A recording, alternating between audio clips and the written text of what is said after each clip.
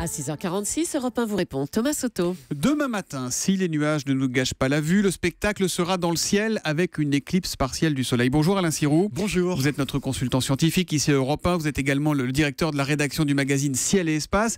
Bon bah déjà, c'est quoi une éclipse? Il se passe quoi? Alors c'est d'abord un très beau phénomène. Je dirais qu'il y a l'aspect scientifique et puis il y a l'aspect humain. Pour l'aspect scientifique, c'est un jeu de cache-cache. C'est-à-dire vous avez trois acteurs.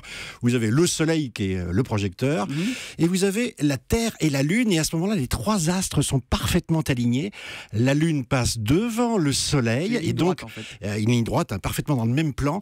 Et donc l'ombre de la Lune se projette sur la Terre comme un fin pinceau. Et vous avez l'ombre, la pénombre. Et demain, nous serons dans la pénombre. Ça, c'est pour le côté scientifique.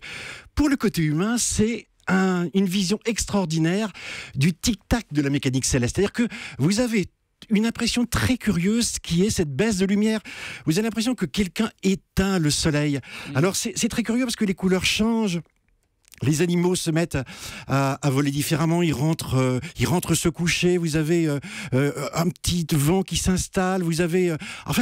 je dirais c'est très surprenant parce que vous avez l'impression que le monde est en train de changer physiquement. Ça va se passer à quelle heure? Et on la verra où cette éclipse? Alors, en France, on la verra à partir... C'est un phénomène très lent, ça commence vers 9h20 en moyenne. Ça dépend des villes, mais ça vient de l'ouest et ça couvre petit à petit le territoire.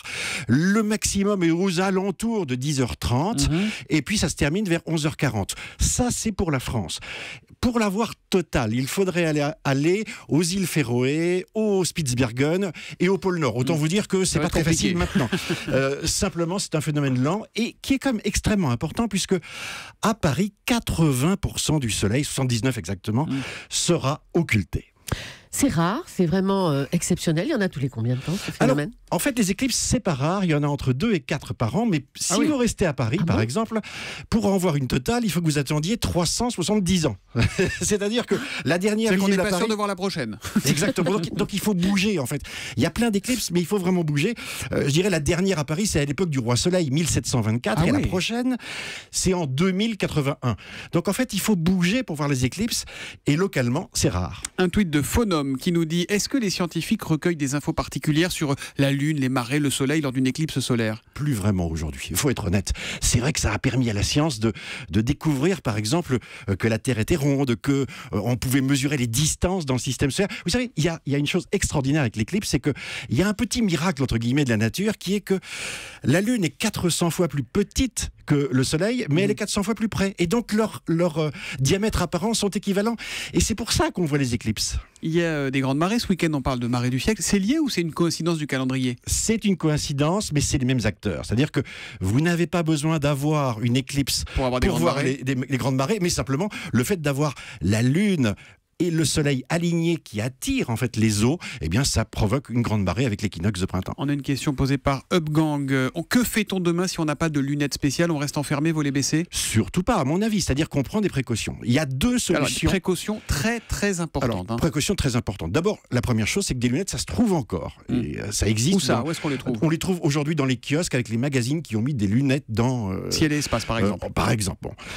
Vous trouvez aussi, je dirais après, une autre solution, c'est de regarder sur Internet. Europe 1 d'ailleurs va suivre en direct l'éclipse et on va vous commenter tout ça. Et puis ensuite vous avez le système par projection. N'oubliez pas que les lunettes c'est une invention très récente.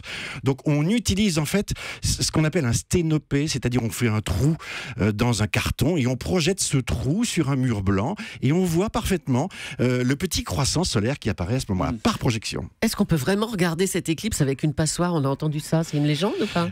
On peut regarder avec une passoire, avec une écumoire, puisque vous avez une surface avec plein de petits trous. Simplement, moi je dirais, prenez vos précautions en étant accompagné si vous êtes un enfant à l'école. C'est-à-dire que ce qui est extraordinaire, c'est que l'école, c'est aussi là où on apprend la curiosité et une façon de contourner les choses.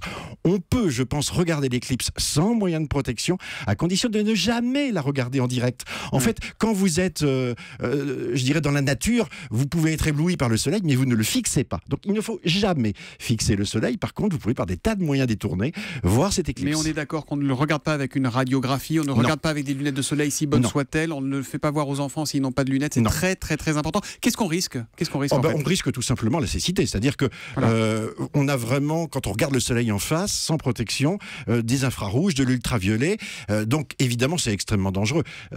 Sachant cela, on ne regarde pas. Voilà. On prend zéro risque. Dernière question rapidement, Yves Nogood qui nous dit, est-il vrai que nous risquons une panne de courant à cause de la baisse de rendement des centrales solaires demain? Alors c'est une alerte qui a été lancée parce qu'aujourd'hui près de 10% de l'électricité en Europe vient des centrales solaires. Simplement, on est capable de prévoir une éclipse avec des siècles d'avance, et même si parfois l'éducation nationale a du mal à savoir que c'est dans quelques mois et prendre ses précautions en conséquence, eh bien je dirais pour les électriciens, on va faire attention, semble-t-il, avec des dérivations. Donc s'en sortir. Voilà, le soleil c'est la lumière, c'est la chaleur, c'est la vie. Merci Alain Sirou. Donc vous nous ferez vivre cette éclipse en direct et en vidéo sur europe1.fr. On vous retrouve également tous les samedis à 6h40 pour Enquête de science dans la matinale de Maxime Switek. Merci et bonne journée à vous.